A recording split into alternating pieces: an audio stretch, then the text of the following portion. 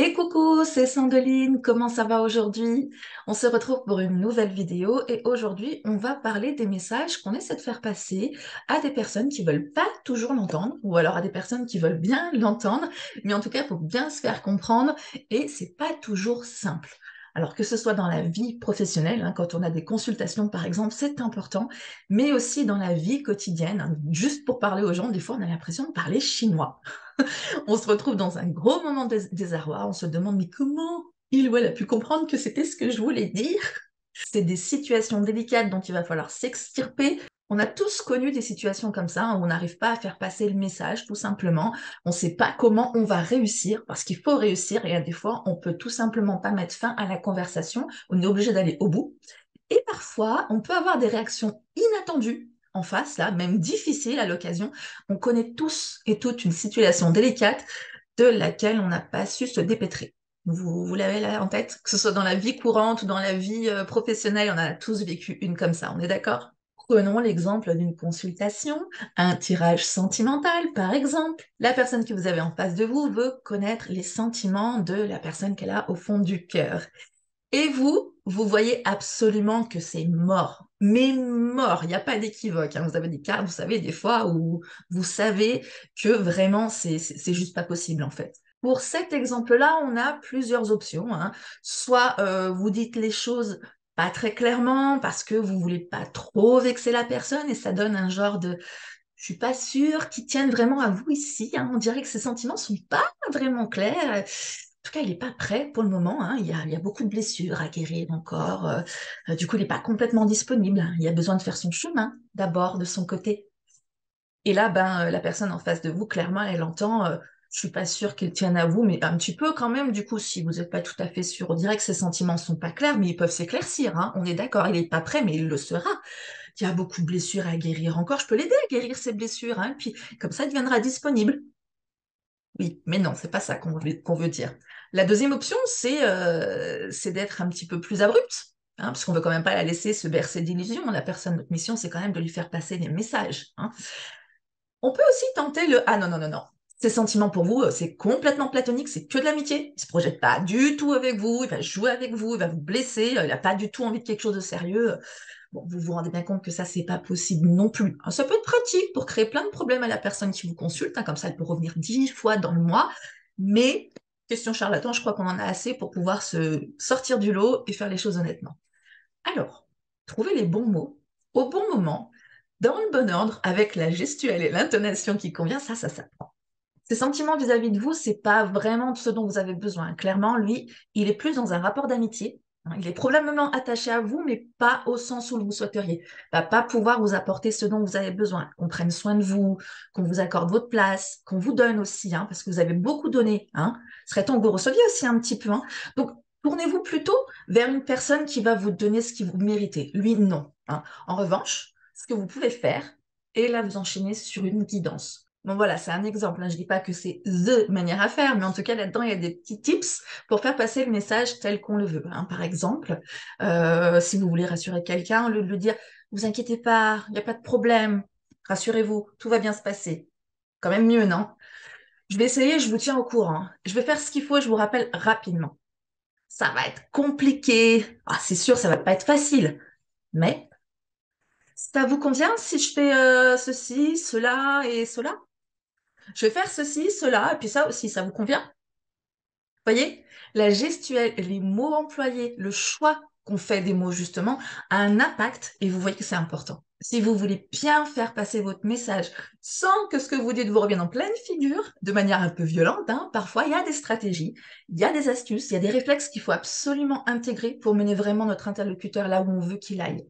Et ça, c'est quelque chose que j'ai appris un peu à mes dépens, j'ai envie de dire, en recevant du public pendant 15 ans, en travaillant dans les retraites.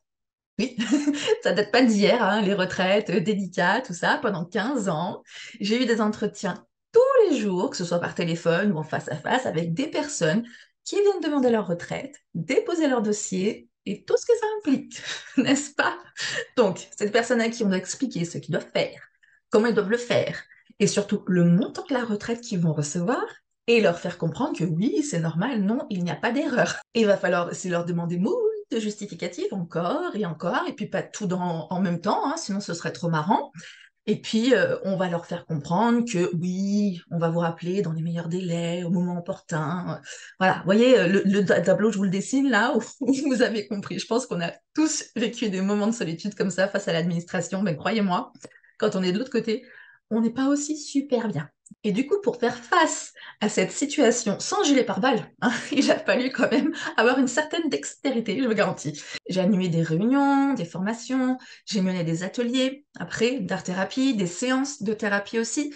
Puis en plus de mon expérience riche dans les retraites, je me suis formée. J'ai eu des formations en communication assertive, je me suis formée en PNL aussi, donc programmation neuro-linguistique, qui est aussi un versant de la communication non violente, qui nous permet justement de comprendre plein de choses pour pouvoir adopter les bons mots, les bons réflexes langagés, que ce soit oraux ou gestuels. Et du coup, avec tout ça, j'ai accumulé tout plein de tips qui finalement m'aident beaucoup dans mes interprétations. Hein, que ce soit dans la vie en général ou justement dans le boulot, comme je vous disais, ça aide vachement, mine de rien. Et je me suis rendu compte qu'en fait, autour de moi, il y a pas mal de personnes qui vivent des difficultés comme ça, communicationnelles, que du coup, moi, j'arrive à gérer avec ces compétences-là. Et c'est souvent que on me dit waouh, tu t'en es bien sorti.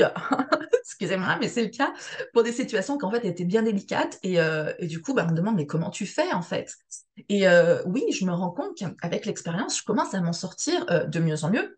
Alors effectivement, c'est pas du 100%, hein, on peut pas non plus induire ce qu'on veut quand on veut avec les gens en face, ce ne sont pas des pantins, on est bien d'accord, mais avec des astuces, avec des tips, avec des manières de procéder, des compréhensions du comportement inconscient, on arrive à faire passer de mieux en mieux les messages et le faire de manière de plus en plus efficace. Du coup, on me demande plein de petits conseils, par-ci, par-là, j'en donne, par-ci, par-là. Et au lieu d'en donner comme ça, par-ci, par-là, j'ai eu envie d'organiser tout ça tout bien comme il faut. Comme ça, je partage avec vous mon savoir-faire, je vous transmets toutes ces astuces que j'ai acquises au fil de mon expérience.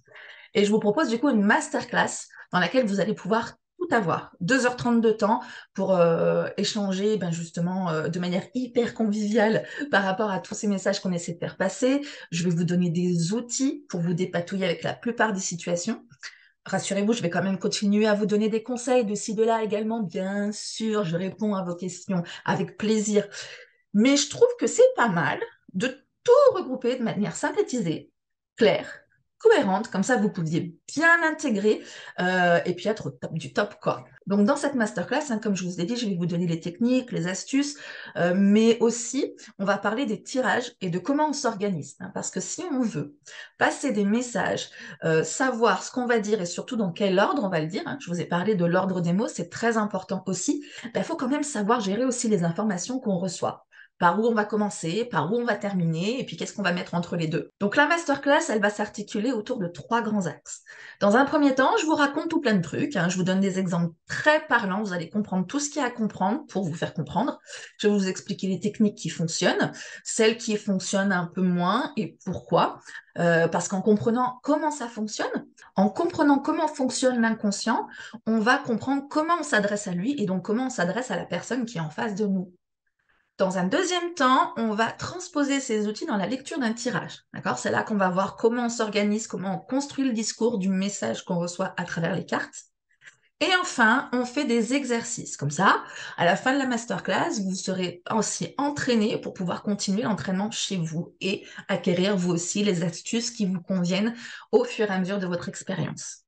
Alors, si vous êtes intéressé par cette masterclass, je vous invite à aller cliquer sur le lien ci-dessous, comme ça vous aurez toutes les infos. Elle se déroule le dimanche 16 avril, là, de 17h30 à 20h. Si vous regardez la vidéo après cette date-là, il y en aura sûrement d'autres. Vous pouvez me demander les dates, on en parle. Si vous avez besoin aussi de discuter avec moi pour vous décider, vous avez certainement des questions supplémentaires, j'imagine.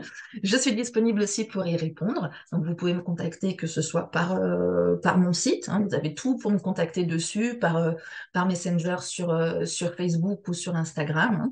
Et puis on en discute, je vous explique tout ça. Vous pouvez aussi aller sur mon site tout simplement pour le plaisir d'y faire un tour, parce que vous verrez que vous pouvez télécharger pas mal de contenu gratuit, hein, sur slash contenu gratuit, tout simplement. Et vous allez avoir des feuillets d'exercice, les corrections, bien sûr. Vous allez avoir des conventions de tirage et vous avez aussi la possibilité de télécharger un carnet de tirage qui est complètement gratuit. Hein, pour cela, il va falloir vous inscrire à ma newsletter. Mais rassurez-vous, j'en envoie très très peu, juste quand j'ai l'impression que j'ai quelque chose à vous dire. Sinon, je vous inonde pas, je déteste ça, je vais jamais vous infliger ça aussi. Donc, il n'y a pas de régularité, hein. Ça peut être une fois tous les 2 mois ou 2 fois dans une semaine si j'ai des choses importantes à vous dire. Voilà. Que des newsletters à propos. Et donc, vous pouvez recevoir ce carnet de tirage qui va être constitué un peu plus de manière, enfin j'ai voulu faire au-delà de mes cartes, la date, mon impression générale, mon interprétation. J'ai voulu vraiment vous donner une trame d'apprentissage dans vos lectures de cartes. Voilà, en tout cas pour moi, c'est la trame qui peut être pas mal. A priori, elle est pas mal effectivement par rapport au retour qu'on m'en a fait. D'ailleurs, si vous l'avez téléchargé ou si vous allez le télécharger, dites-moi ce que vous en pensez. Peut-être que je peux réviser ma copie, rajouter des choses, enlever d'autres. Voilà, hein, ça peut évoluer aussi dans le bon sens, ça a tout l'intérêt. Pensez à vous abonner si ce n'est pas déjà fait. Pensez à mettre un petit like, c'est tout bête, mais ça m'aide beaucoup. Et moi, je vous fais plein plein de bisous et je vous dis à très bientôt. Ciao!